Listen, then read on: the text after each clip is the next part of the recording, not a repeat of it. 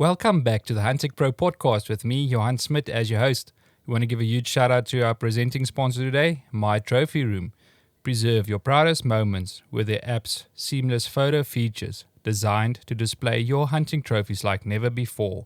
Download My Trophy Room from Google Play or Apple App Store. Subscribe on YouTube and follow us under our social media platforms under Huntech Pro. Whether you're a seasoned hunter, an inspiring outdoor enthusiast, or someone who simply loves the thrill of adventure, you're in the right place. Join us as we bring you exciting stories from the wild, expert insights into hunting and shooting gear, and a front row seat to some of the most exhilarating hunts around the globe. So grab your favorite drink, settle in, and get ready to immerse yourself into the world of Huntech Pro, where every hunt has a story, and every story is worth sharing. Let's get started. Guys, thank you for joining us on another podcast episode.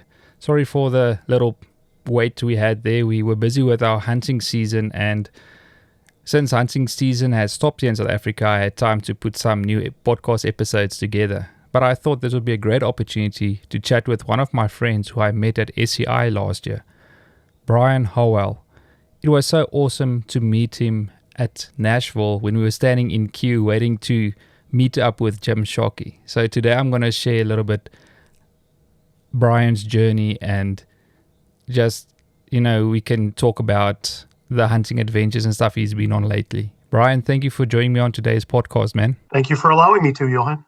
No, like I mentioned, man, it was really great to meet up at SCI last year and, standing there in the queue waiting to meet Jim. That was great, and that's actually where we started to have a conversation. Yes, sir. I'll never forget, you were in front of me, and I was checking this tall kid out, trying to figure out how to sign him for the Detroit Lions for defensive end, because you're built like a defensive endman. Yeah, no, I remember. And then you noticed my accent is like, where are you from, sir? That's actually great to know, actually, that you also have a big hunting passion. And then we started talking hunting. Yes, sir. We were in the right place for it, that's for sure. I remember you were in the booth wanting Jim to sign your book. Did you have a great conversation with him that day? I did. So the reason my wife and I took our first international hunt together was because of a Jim Shockey episode on Croatia. We both fell in love with Croatia and have been back 3 times since hunting. I've been very blessed to find a hunting club there that kind of does the hunting that I like, where the guide says, I'll take you where I go. It's not so much of a fenced-in area or anything. That's free range. And in fact, I was unsuccessful at one point in getting a mouflon. I didn't get a mouflon because they were free range. And that's the kind of hunting I like to do. I'm not against any form of hunting, but that's the kind I like to do, and I like meeting the people. And that's how my wife and I got into traveling Europe and eventually ending up in Africa. No, that's really cool. And I guess it's very important when you do go on international hunts to hunt with people that know the areas, know where to get you, put you on the animals you're after. But what is really the great part that you shared now is that you get to share all these adventures across the world with your wife. Absolutely. So the deal I have with my lovely wife is that we do a tour, 2 weeks, 2.5 weeks of the country, and we get to see all the sites. And I go along without complaining that we get to see another cathedral. And then we spend a week hunting. And she's a non-hunter, but she's obviously not against it, and has grown to enjoy the hunting portion of it because she feels like she gets to see the actual country. And the story I like to tell is when we were in Italy, we're standing outside the Colosseum, and the tour guide told us that no one actually died in the Colosseum, that was all Hollywood, and that was a great place. When we ended up with the hunting guide, he was like, "Are you kidding me? The place was built to kill people." And so we get the true story. In same South America, the same thing happened. Africa, of course, the same thing happened. We were on a tour in South Africa, and not to get into politics or anything like that, but the tour guide told us, that our government definitely has some issues that they're working on. And then with our guides, on both times I've been to Africa, we got an earful of what's really going on. And so that's what we love about it. We are always invited into the guides' homes for meals, or the guide brings their family out, and we love that. In fact, I was just looking at my pictures the other day of South America, and I have a beautiful picture of Carrie playing cards in South America with the guide's family, and that to me is the experience of the hunting. Now that's really cool if you can get to, start living the culture and experiencing everything while you are there. That's really awesome. And to actually, like you mentioned with the Colosseum, and when you're visiting different countries, to actually find out what's actually going on in the countries, that's very eye-opening, especially with the media covering everything. But Brian, tell me, for the viewers, where you from? I'm from Michigan, born and raised. I have a heritage. My mother's German, and my dad's Dutch mixture from Florida, and they ended up here working because of the big three. But that's how I ended up being born here in Michigan, and this is where I've been my whole life. You guys are in winter month now. That side, is it cold there in Michigan? Today it's right around freezing, 32, which isn't bad for us. We definitely, I tell people that where I live at certain points of the year, I can take boiling water outside, throw it up in the air, and it's frozen before it hits the ground. And that's very true. That is very true. But, auto starts on cars are a must. During the winter months, we always enjoy going to people's houses for dinner and company, and avoiding cabin fever, as they call it. But we live outside of Detroit, and so it's a pretty big city, and we have everything we need here. Yeah, that's awesome. But I'm very close to hunting. This afternoon, I'll be hunting in less than an hour drive. Tell me, what kind of hunting are you into? Are you more big game? You enjoy more the international hunts, or like this time of the year, you like chasing whitetail and big bucks? What is your passion for hunting? My passion for hunting, Johan, is the people. Not hunting people, of course, but is the people. I love this deer camp that I go to with a friend of mine. He's a dear friend, been a friend for a long time. He lost his best hunting partner, his dad, this year, and I'm just honored to be able to go with him hunting. And I'm having a blast hanging out with him. And if I get a deer, man, that's just a bonus. He got a monster buck this year, and I'm just so ecstatic for him, because I almost hate to say this, but he kind of needed it, kind of wanted it, and deserved it because of what he's been through this year. And I think that is my passion for hunting. When I come with Johan, getting an animal will be the bonus. This is what I'd like to see. This is what I like to do. But hanging out with Johan and Beulah, and I love laughing. Laughing is the answer to all issues. And so if I can't laugh with a guide, or a guide is so serious I can't laugh with him, probably not a good match with me. Really interesting to hear, because most of the hunts I also go on, it's the stuff that you remember. It's the good times you had, the laughs you had, the missed shots you had, stuff like that. Yes, the trophy is the bonus at the end of the hunt, but the camaraderie around the campfire in camp is also a big thing for me, and that I like to share, obviously, on our episodes. Absolutely. So let's take it back to when you were a kid. Where did hunting start for you? So my dad was not really a hunter. I had no one in my family that really is a hunter. My dad had been deer hunting in Florida when he was a kid, and duck hunting in Michigan when a friend would invite him out. And anyone from the Michigan area will kind of giggle at this, but I have a photograph of my dad with 6 pheasants in front of him. Now it'd be easier to find a unicorn than it would be a wild pheasant in Michigan.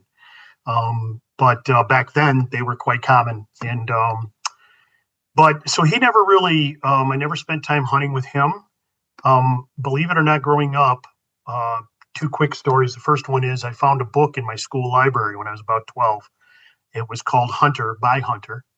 And I checked it out of our school library, and I'm reading it. And I went to a Catholic school, and a nun came up behind me, saw what I was reading, saw the pictures.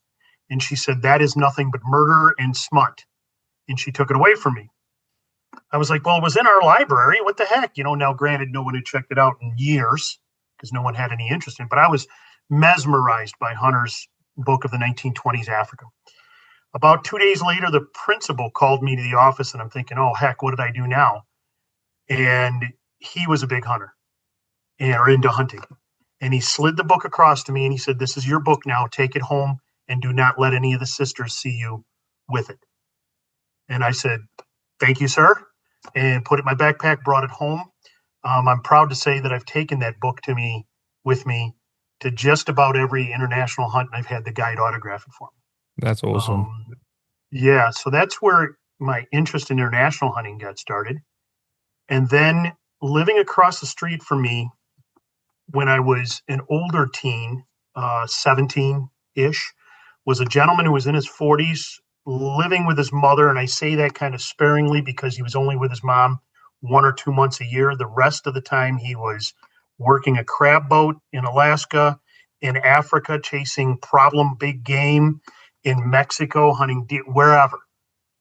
He was traveling the world. And he was making money, believe it or not, doing it. He had actually become a professional. Found out later he was a professional hunter in Africa, even though he grew up, he was across the street from me. So I spent as much time bugging that guy as I could. And then next door to him was a gentleman who was just a deer hunter, just a weekend deer hunter. And he got a big deer, and I saw it hanging in his garage, and I walked over there and watched him skin it and clean it. And that's kind of where I got started. And then it was nothing but a bunch of me and buddies going out trying to figure out how to deer hunt when we were kids, and squirrel hunting and rabbit hunting and pheasant hunting on the weekends. What hunt can you remember from your younger days that stood out for you? Oh my. So me and some buddies went up to quote unquote scout Drummond Island in the state of Michigan, which is on the tip of the UP, the eastern tip of the UP. And supposedly it has awesome deer hunting. And of course we were hunting free range, no guides. And I was walking through the woods trying to scout me a place to put a blind up, set a little hide up, with brush. And I found this open field, and there were 2 deer in the corner of the field even that I scared off. And I thought, this is it. I found the place. I found Mecca on Drummond Island. Well, sure enough, in the dark, I get out there on opening day. I sit down in my little hide. As the sun comes up, it looks like a pumpkin patch with all the hunters that were in this field. And it was on state land. So I didn't get a deer that year, but I sure got to talk to a lot of the guys up there. And it was a great time. And it was, I think the funniest part about it, Johan, was me thinking that, man, I had found the spot. Wasn't even close. So had everybody else. But I think the first turkey I got was on a in-law's property. He said, I've got some turkey up over there. I got a tag. The night before I went and bought some camo, some leafy camo, had a 12 gauge and a call, watched 2 videos till about 1 a.m. in the morning on how to call turkeys, went out there, sat down, started calling, and one answered me. And I'm like, holy, this works. And the next thing you know, a big gobbler came in and I got him. But that was 1991. Wow. Yeah. Yeah. But and hooked on it ever since. Really glad that was one of your memories that stood out back then, and that's where the passion has started. So, since you started that, what did that become like a hobby, or did hunting start like a lifestyle for you? So I had to work, raising my son, obviously married to Carrie, working full time. Plus, I was a sheriff's deputy for 27 years. And so the blessed part about that is I got to retire very young, age 50, with a full pension, leading for me to have the ability to make additional money if I wanted to and hunt the world. The year I retired in 2017, we went to Croatia.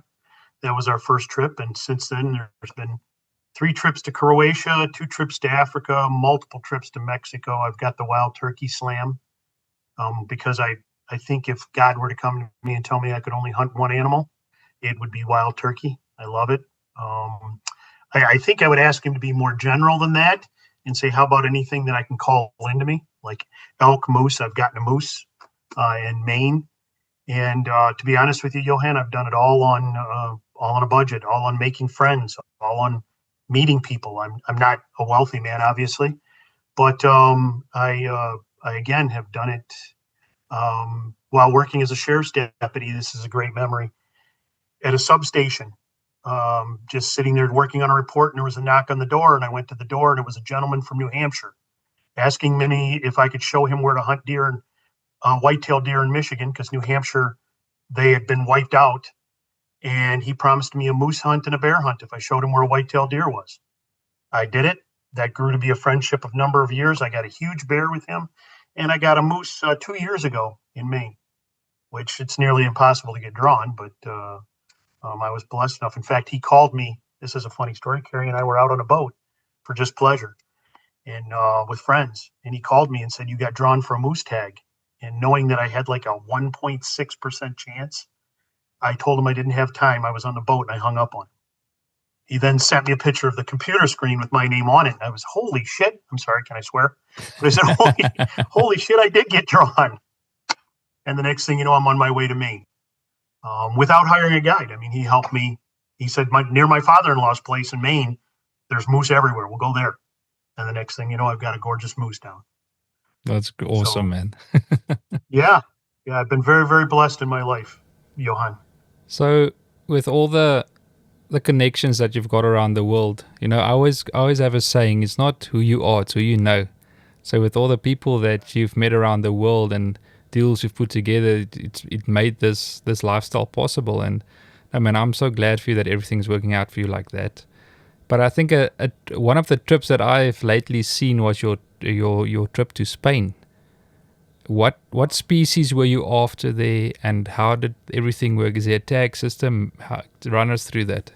Can I go all the way back to the Safari Club Nashville where I met you? Yeah, sure. We were grabbing everything. We knew we wanted to go to Spain. Carrie wanted to see Spain, and I did too. I love history. I'm a big history buff. So we were grabbing every brochure to Spain we could get. Now, a dear friend of mine, whose father is a legend from the 50s and 60s hunting, Chuck Bazzi. I know Chip Bazzi. He told me about the one his dad used. Well, I went to that gentleman, and he was way out of my league. Very wonderful gentleman, but definitely a 10-star resort and a five-star scale, along with a little hunting. And and as we're walking around, we found the Spanish Hunting Guide Association booth. I asked them, "Who do you recommend?" And they said, "We're not allowed to recommend anybody." And I'm not going to give you the person's name specifically, because apparently he wasn't supposed to do this, but he did circle one. And he said, "This young man is doing a great job from what I hear. You might want to talk to him." So we zoomed over to his booth, met Fernando, sat down with him. 2 years later, we're going to Spain. We set up a 2-week tour, bus tour. That was incredible, and Spain is an incredible country. We then met with Fernando, where I tried hunting chamois, but got distracted with a red stag, and mouflon and ibex, southeastern ibex. I think they also call that the Sierra Nevada ibex. So that was, like I said, we did the tour, which was absolutely incredible, where, again, another example, our tour guide informed us that we occasionally will see hunters on the side of the road, but they're just hunting birds because no one hunts big game in Spain anymore because it's mean. And they've all realized that. So in reality, we all know that Spain has a wonderful hunting culture, an active hunting culture. And every time I did take a big game animal in Spain, my guide, who has a great sense of humor, Fernando, I hope you meet him very soon. He made it clear to me, "Now remember, Brian, after shooting this animal, we don't hunt in Spain." And so that was the big joke amongst us. I was out after chamois, and it was raining like crazy. And we weren't seeing any chamois, and a beautiful Iberian red stag, free range, crossed our path. And I got distracted, of course. And he said it was entirely an option to take it because he had an extra tag for those. And I traded him the chamois for the red stag. And I'm sure you've seen the pictures, but for free range in that area, that was a real nice one. I'm real happy with it. You can always distract me with red stag. You asked me earlier what my favorite animal was, and I think internationally in Europe is the red stag for sure. Yeah, they're very pretty. Now I'm glad that you made that change. If I could just add something real quick about my history. My grandfather, being from Germany, my grandparents were German. and still lived in Germany. Every other year, I went to Germany with my mom to visit family. And I was a very young man, and he had a red stag in his apartment living room. My Oma and Opa had a red stag in the living room, and one of my biggest regrets is I never asked him what that was about, where that came from. It was a shoulder mount, and of course it was 1950s taxidermy, so it looked like it should have been in an antique store. But I never, and I don't know what happened to it. But since then, I've just been mesmerized by the red stag, and every opportunity I get to hunt them, I will. So, what other species did you target in Spain while you were there? Mouflon, which was probably there's at least in my mind, in other people's mind, it may be a very good idea, but it was definitely a bad idea for a 58-year-old fat guy to be walking through the mountains of Spain looking for a mouflon. Fernando worked extremely hard. And I had now, in all fairness, I warned Fernando, I'll get up that side of the mountain. It just might take me twice as long as you.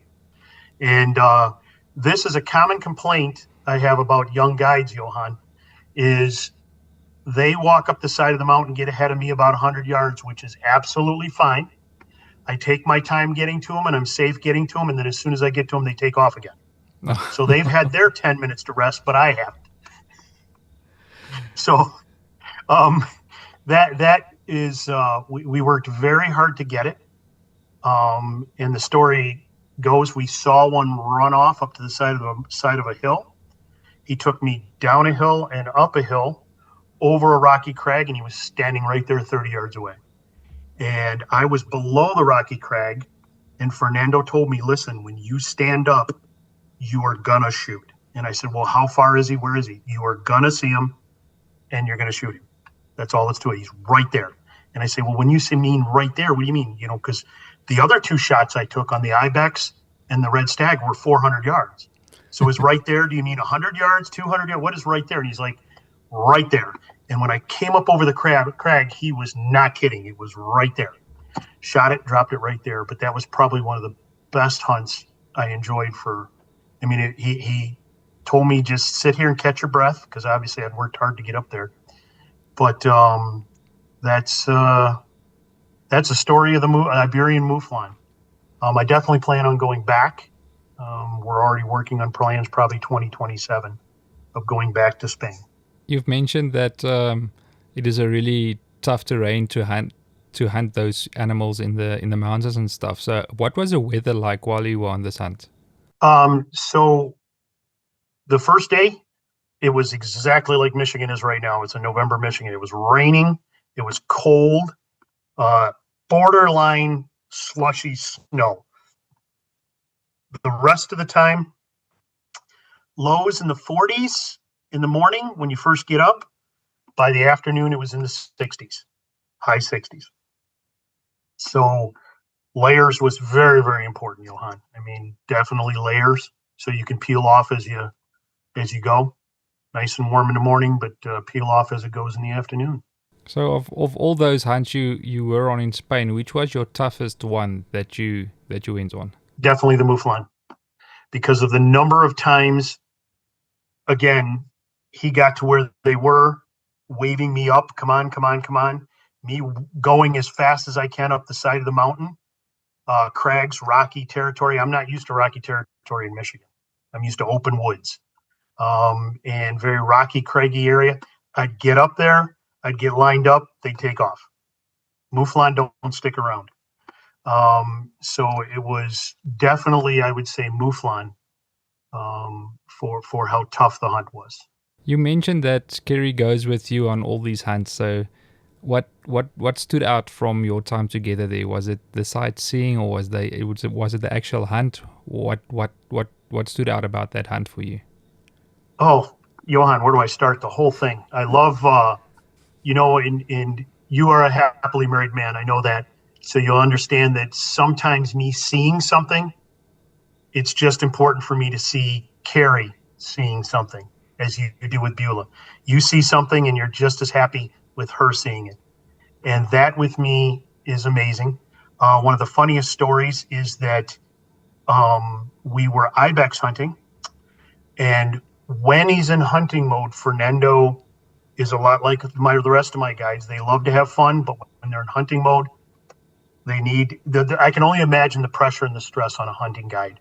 I just paid quite a bit of money to come there with you, and now you need to produce and at least give me the chance to shoot an animal. You know what I mean? I can only imagine the pressure that's on you guys and girls. And Carrie saw a rock, and in defense of Carrie, the formation of rocks and the crack up the side of the rock looked like an amazingly huge ibex. And she called Fernando over.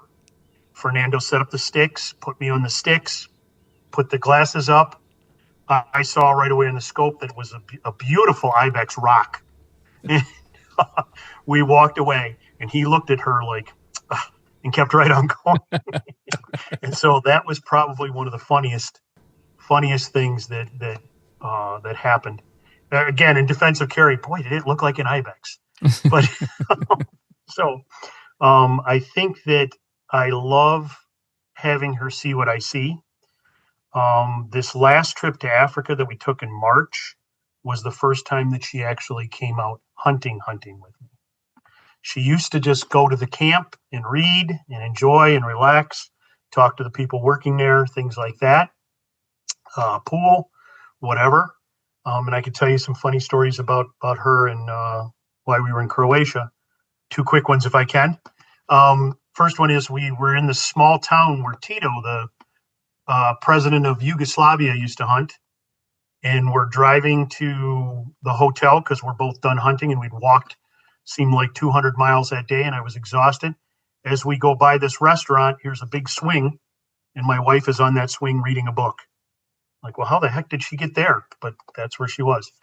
Another time we're driving back from European mouflon hunting, and we're down this little windy road on an island in Brac, the island of Brac in Croatia. And we're winding around the roads, and all of a sudden, we hadn't rented a car or anything. We had a beautiful resort where we were staying at, with a pool and bar and pool table, people there, whatever. And all of a sudden, here comes this little yellow Volkswagen convertible, goes by us, and my wife's driving. And I said, there goes Carrie. I don't know where she's headed, but she's gone. So she has a sense of adventure like you wouldn't believe. And I think that's what makes it important for us to travel together. Yeah, no, I agree, totally agree with you. I mean, if I can recall the funny stuff that me and Beulah always do when we travel, it's, that's what makes the trip special, and the funny moments and the special memories you get to share together. And for us always, because we're from South Africa, you never actually think you'll get a chance to experience adventures across the world, And every time, so when we visit in a different country, we try to make the best of every opportunity we get. So it's like, have a blast. It's your last day in the country. Let's go have fun. And that's obviously when we're back in South Africa, that's stuff that we remember and stuff that we grow fond of every day, doing stuff together, Our first trip to Africa too, Carrie tells the story that she wanted to take a walk. So she knew we were hunting across the roadway from where we were at now, so she took a walk in the opposite direction, and the guide and his wife both asked Carrie not to do that in Africa by herself, because they didn't know of any dangerous game in the area, but the dangerous game come and go as they please, so one could pop out of nowhere, much less a snake or whatever. So she said she took a walk, and a gentleman went with her. One of the trackers went with her carrying a rifle, and he stayed back about 20 feet, and she didn't like that. She wanted him to walk with her. And she said tomorrow she was going to walk with the guide's wife. The guide's wife was coming with her, and she was a tiny little lady. And Carrie, when I got back, she was like, she was carrying a gun, and we didn't have the tracker with us. I'm like, well, she lives here. She knows the things. But to Carrie, that was amazing that woman said, let's go take a walk, and brought a rifle with her. So Africa's a different country than Europe.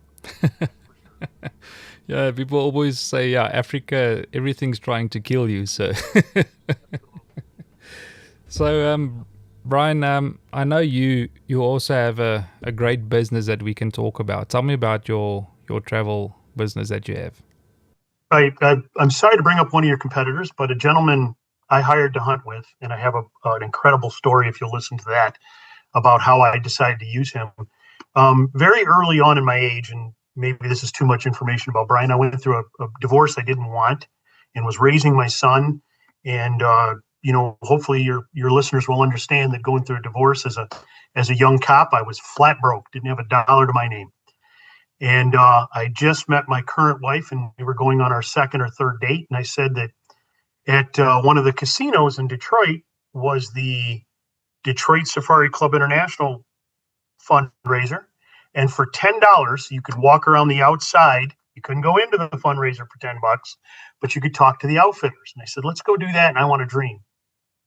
And I ended up talking to this gentleman who I hunted with first for 45 minutes. And he let other people walk by his booth, knowing full well I was not going to hire him, and that Africa was an absolute pipe dream because it was everything I could do to buy Carrie and I a drink while walking around this thing after paying the $10 a person to walk around.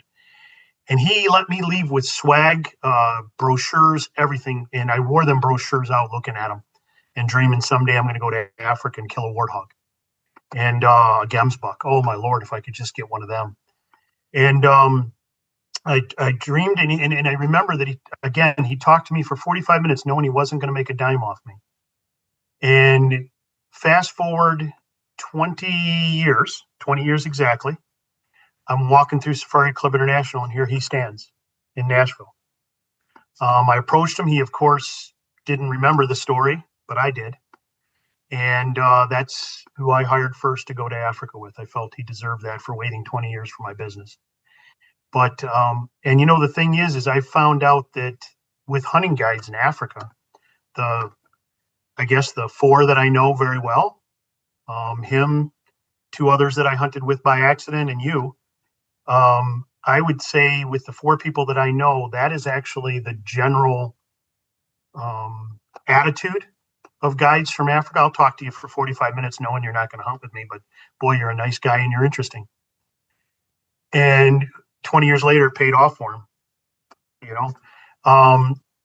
I think that is the general attitude of African guides, and it would be the minority of African guides that would say, listen, dude, you're not spending any money with me, move along. I think that there's like I said, it's definitely different than North American hunting and hiring guides in North America. So when I went with this gentleman hunting, I had a great hunting experience. And towards the end, he said, Brian, if I could talk to you for just a minute about hunting, but not hunting, more about business. And I said, certainly. He said, I researched you. And I thought, do I need an attorney or a priest or a doctor? Or what do I need? And he pointed out to me that I live within 4 hours of 8 different major outdoor shows. I said, I've been to a couple of them. I believe you. And he said he was coming over to those outdoor shows, and he was staying in a hotel room, bored out of his mind, wearing on his psyche for 5 days to go to the show for 2 days, to then pack up, go to another hotel to go to the show for 2 days. And it was really wearing on him coming over from Africa, spending 2 months in the United States. And he wanted to know if I would go to these shows for him. I said, man, this sounds like a great opportunity. Right up my alley. I love talking, as you can now see. But if you didn't already know that.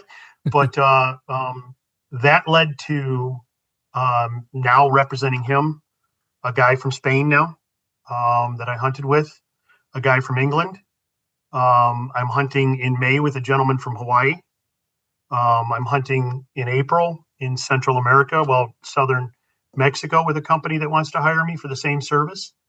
And instead of running the pretext of the one company in a booth, I run more along the lines with my company. Where do you want to go and hunt? I'm definitely not as big as Cabela's and their ability to sell hunts. But I definitely have the personal experience because I won't do that unless I hunt with you.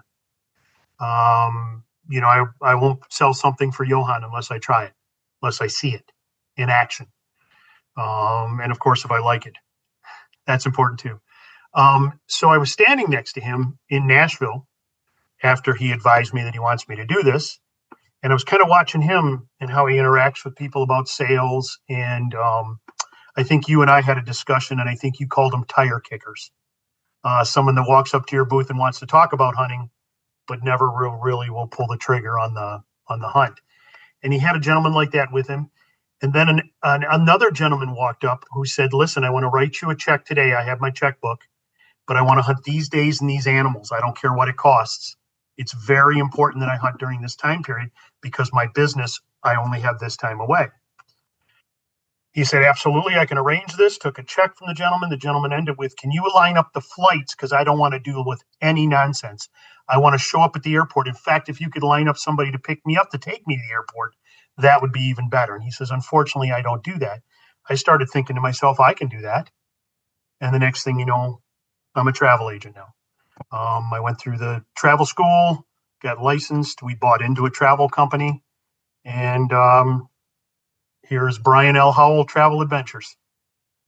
And I can sell everything from cruises to flights to hotels to, obviously, my favorite stuff to sell and line up is hunting trips.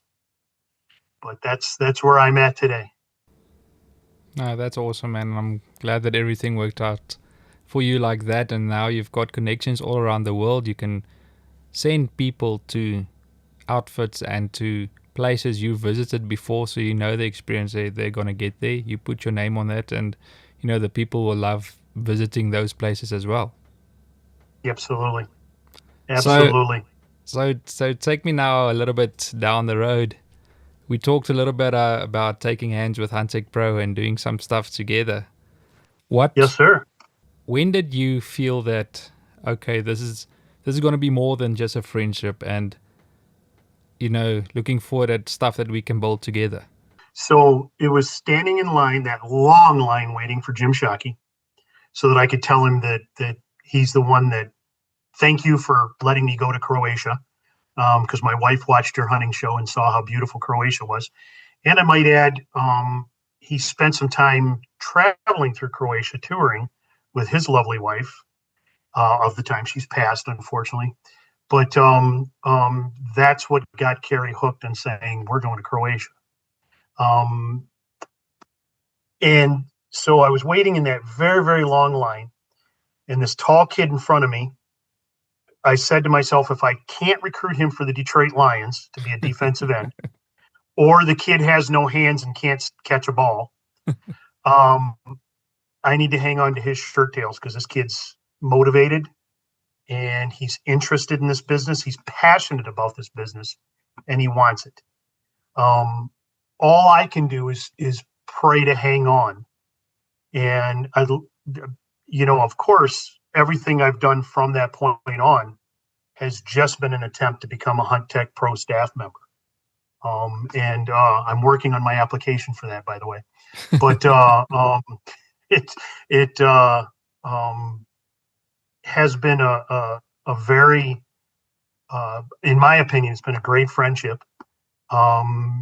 Again, going back to the guides, I felt comfortable enough after talking to you, not knowing Africa, to send you pictures of where I was hunting with your competition, because I guess every guide is competition to every other guide, with your competition asking you, is this a decent trophy? Because this guy is telling me it is. And I had no way of confirming that or denying it. So I thought, let's check out Johan and see what he thinks.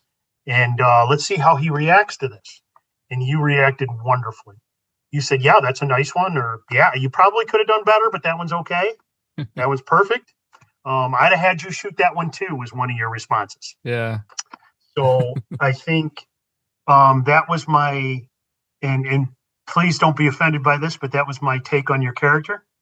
And I think I definitely said I want to be part of that organization. No, that's awesome, man. I'm glad to do whatever I can with that organization. I'm glad that I made that impression that day. You know, I actually just wanted to have a chat with Jim and meet him. And of course, we've seen him on TV and see if we can do some stuff together in the future. But spending time with you and just actually hearing out what you thought about hunting in Africa, and that's where I said, wow, this is a great guy to get in contact with. And you know, feel how his heart is about hunting and sharing what we do here in Africa with him, and to see what that meant to you is what actually that I appreciate so much, and I think every chat we had from there is everything just building stronger on our relationship together, and that's so awesome, man. So I have to tell you one more thing about Johan, and this involves Carrie. So Carrie didn't come with me on the first day that I met you. She stayed, and we had a car. We had my truck. We drove down to Nashville, only 7 hours away. And she took my truck and went around Nashville while I walked around the thing. And so the next day she was coming to the convention with me. That was my first convention in Nashville. And I was like, I couldn't even finish it. So I was telling her about you and how I ran into you and talked to you. And the next day we're walking, and here you are again. And we ran into you, and I introduced you to her. And as we walked away, she said, that kid should not be a hunting guide. He should be playing American football. I said, that's what I said exactly. Send me the paper, so I'm on my way. Yeah, no, that's awesome, man. I'm glad that I left that impression on you guys. But, it's stuff like standing in a line. We never knew we were going to be on this journey, man. Yeah, absolutely. And I can really judge a person for Carrie and I both when Carrie tells me, I'd go to his hunting camp. And she said that about you immediately. So... Oh. Oh, that's awesome. That's awesome.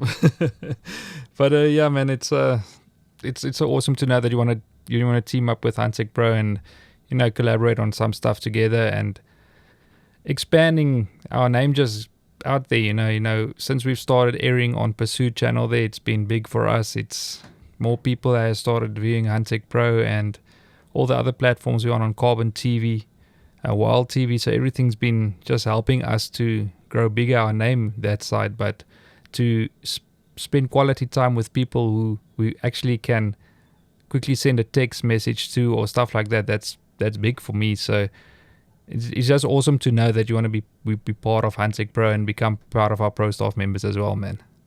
Oh, absolutely. That'd be a wonderful, and I'm looking forward to our collaboration together. What future hunts would you like to do with us? Oh, with you. I'm thinking in 2027, I have a crocodile hunt that I've already purchased. I won at an auction. That's how I do things on a budget. But, I don't know that gentleman that I'm hunting with, and I'm sure he's wonderful. I've heard from friends that he does a great job. But I'm hoping to meet up with you before that, and Carrie would like to come along for that portion, but then she'll need to return back home before the crocodile hunt.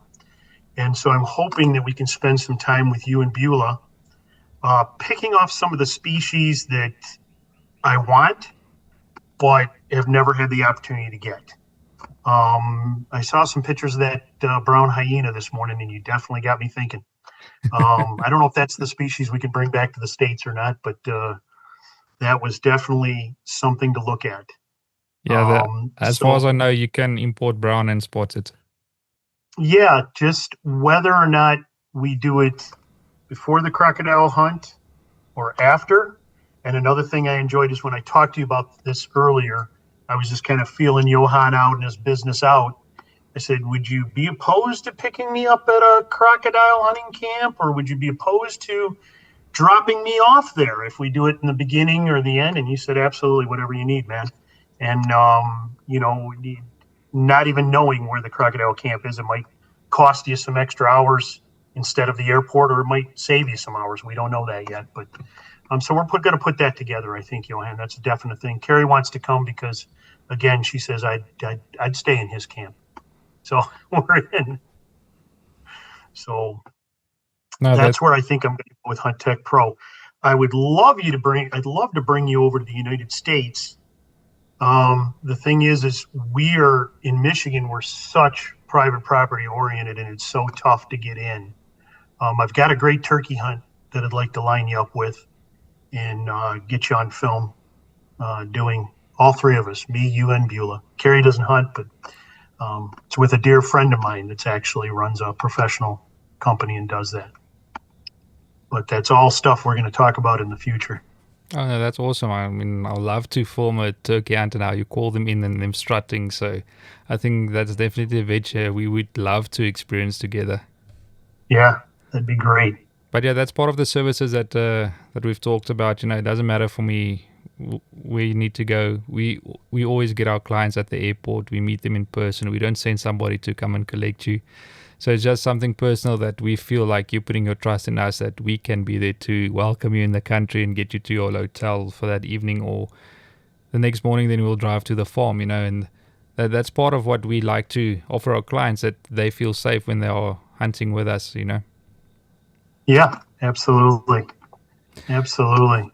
So I think it's time we talk a little bit about, you know, some questions and to find out a little bit more about you. What is your favorite species and why? Where are we talking? Anywhere in the world. The United States, turkey.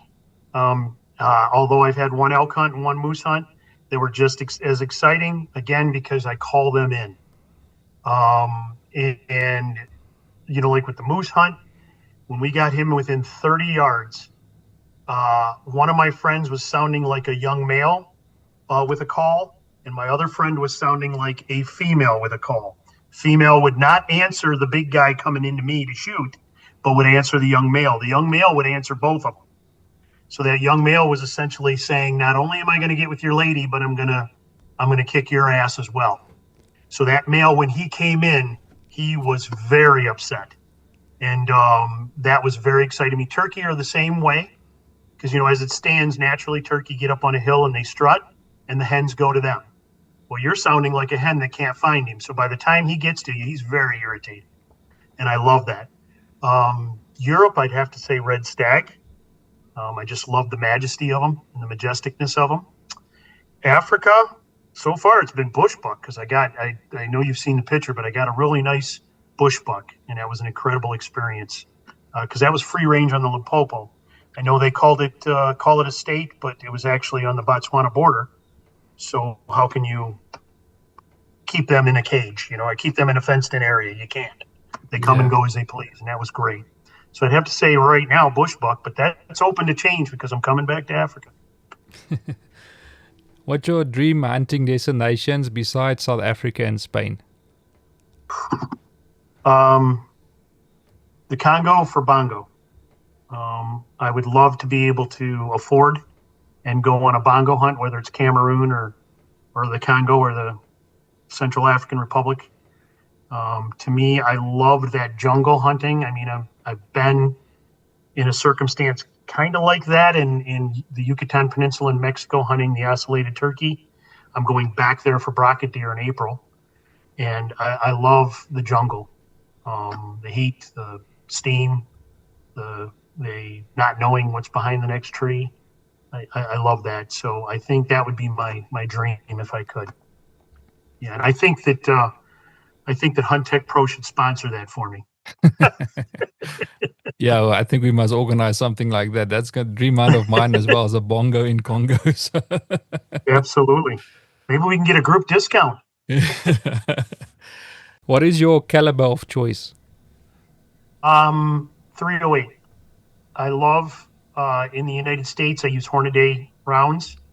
I used to be that guy, again, when I was broke and a young deputy sheriff, not making much money and going through a divorce I didn't want, et cetera, et cetera. I used to be that guy that would spend $10 on his scope, $20 on his rifle, $5 on ammo, and then wonder why I couldn't hit anything. Now, I believe that if I met a young hunter, and I think maybe you might be asking me about, I would tell him, save your money, buy the gear. I enjoy Savage rifles. I'm not opposed to custom-made rifles, but I enjoy Savages because out of the box, A, they're reasonably priced, but B, they're just accurate as all get out right out of the box. And then I put Swarovski scopes on them. I was sold on Swarovski years ago. Croatia. I looked at a Swarovski compared to the Tasco scopes I've been using, and Swarovski was amazing. So I saved my money and I put those on there. So I'd say 308 is my favorite caliber. What's one piece of gear that you'll never leave your house without when you go hunt? My binoculars. I enjoy seeing. I enjoy looking.